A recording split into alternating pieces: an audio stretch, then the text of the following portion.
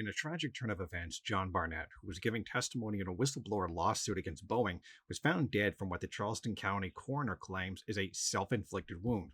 Local police say that they are investigating. Barnett had worked at the company for over 30 years until his retirement in 2017 on health grounds.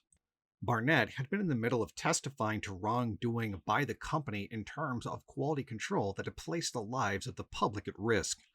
In 2019, Barnett had told the BBC that under-pressure workers had been deliberately fitting substandard parts onto the aircraft on the production line. He also said they had uncovered serious problems with oxygen systems, which could mean 1 in 4 breathing masks would not work in an emergency.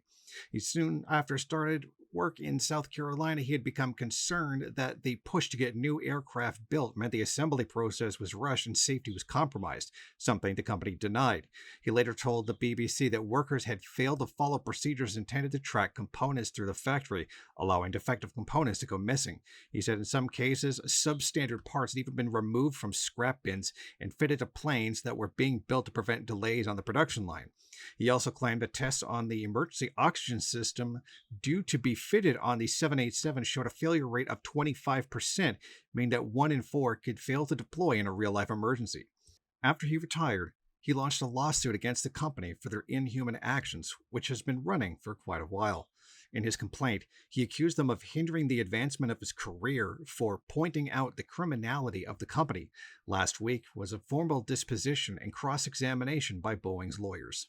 In a disgusting moment, Boeing released a statement mourning Barnett's passing, saying, "We are saddened by Mr. Barnett's passing, and our thoughts are with his family and friends." This comes on the heels of an announcement by the FAA that their investigation had found multiple instances where the company allegedly failed to comply with manufacturing quality control requirements. I don't think that there's a single reasonable person in the world who would think that this was actually suicide, right in the middle of getting the thing that he had worked a very long time to actually get. It is nothing short of blatantly obvious that this man was murdered. To keep him from testifying any further, from saying anything more on the record about what appear to be blatantly criminal actions by the Boeing Corporation to save money at the expense of people's lives. There are numerous accounts of people who have died as a result of Boeing's negligence. And this isn't even really negligence. It's not even that they just made a mistake or didn't know what they were doing. These were deliberate actions, intentional actions that cut corners to save money and increase profits. It is blatant right there. Just as this man's death, I do not believe for a single second was a suicide. There is absolutely no way.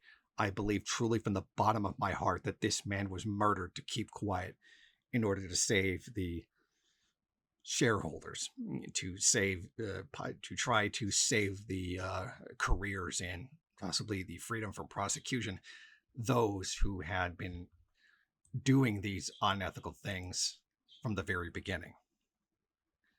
It is disgusting.